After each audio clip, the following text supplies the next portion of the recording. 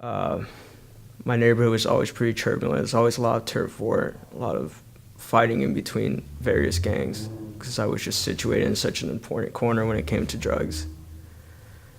But just being surrounded by that, at least I grew up thinking it was normal. And then put in an environment where it's not normal, I felt like what is normal becomes abnormal in a sense. And what is abnormal to others is everyday life for me.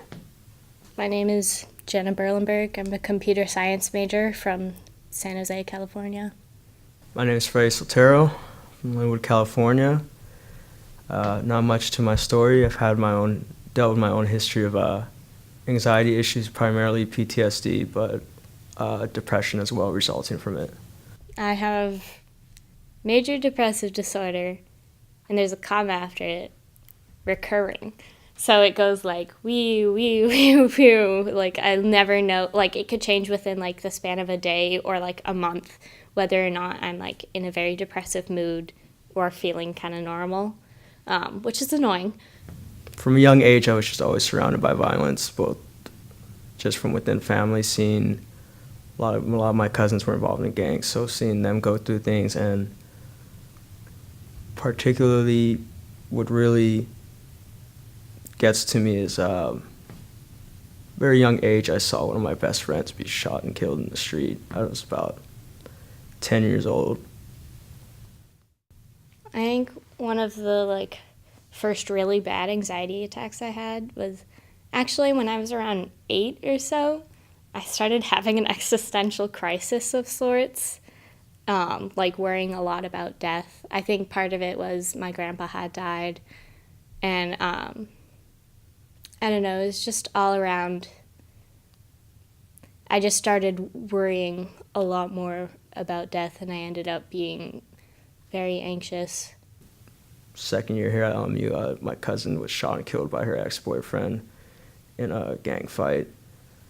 So that kind of precipitates the anxiety. The depression just comes from having to having lost so many people. By the time I was 18, I've lost about 3 friends, and by the time I was 20, I lost 3 friends, 2 cousins, and proceeded to lose another friend. But for a while, I was self harming, and my sister found out and then told my parents. And so I started seeing a psychiatrist. They got me medicated. And then from there, we kept adding therapy on and on and on. So it's just something that plays back a lot. And usually what triggers me is oddly enough, anything. Most days, it usually just comes with nightmares. I just sleep about it. But it's not usually the primary thing, just always having a sense of danger, even at LMU, just being around people. I always have this mentality that I always have to be hyper vigilant, like someone's a threat. I have to like check in with myself consistently. Like if my friends are like, hey, we're all gonna go out and do this thing, I have to make sure like, am I like socially available for this? Like, do I have the energy for this? It just kind of like depends on the moment, really. It just seemed like never ended even when I came to LMU. A friend of mine, he went to LMU, overdosed from Xanax. And it just seemed like a breaking point. You only can put so many straws on the camel before it's too much to bear. And I had to take a leave of absence even from LMU. I felt I was safe here. I felt as soon as I left my neighborhood, nothing can really bother me here. So if you could go back in time, what advice do you have for your younger self? It's just that, like, I know it seems like you're always sitting in a room of people that don't always understand, or you think that they don't want to hear what you have to say, but it's okay to take that step, and it'd like do you a lot more good to take that step.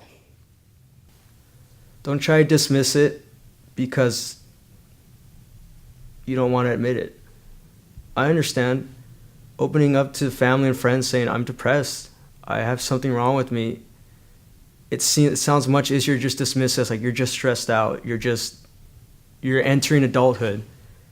It's a learning process. There's a lot of people who have done this, but I think the one who really hammered it in the most was when I was in boarding school. They kind of place you in a very structured environment to kind of like send a shock through you so you can like rebuild yourself from the bottom up, sort of.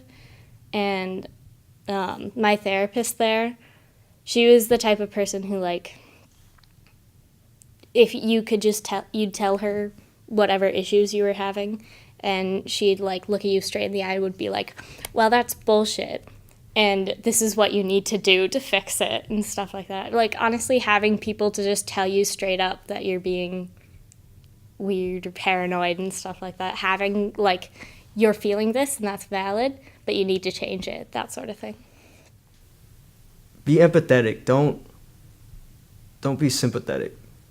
Listen to what they have to say. Listen to their story. They're going through it. You're not going through it. So really just listen to them. It's probably the best thing you can do for someone. Don't push people to open up, but definitely make sure they're always aware that you are there for them when they feel that they're ready to. Just say, like, you see, like, if they're acting out or doing something, just be like, it seems like there's something wrong.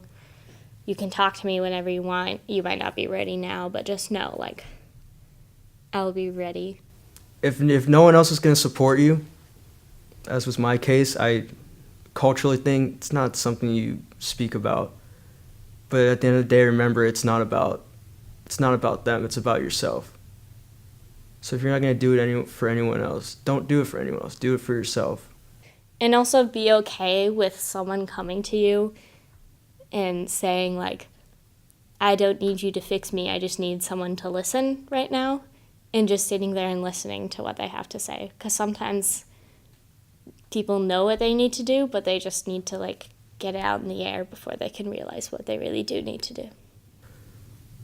It gets better. It really does. You can't give up. And trying to tell myself that the longer you tell yourself you're going to stay in it, the easier it is to just fall into a spiral and hit the lowest of lows. But even the lowest low, you can still climb yourself out of. And that's what I tell myself. You can hit rock bottom thinking you can't get any lower, but that just means you only have up to look up to. So to tell myself that, it really is just see the way out of it. There's always a way out. You're never really stuck. Good luck. Oh, and don't be afraid to be happy with the little victories. Like, be proud of yourself for being alive and for being here and being in college.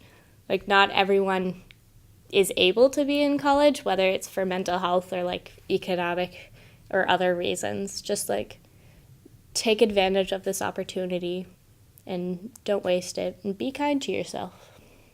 Don't feel that your story is so unique that no one can really relate to it. That's what stopped me from getting help for so many years. Feeling that I go to a school that very few people understand my story. But realizing that it doesn't take understanding. A lot of the times it's just someone who's really willing to listen to your story.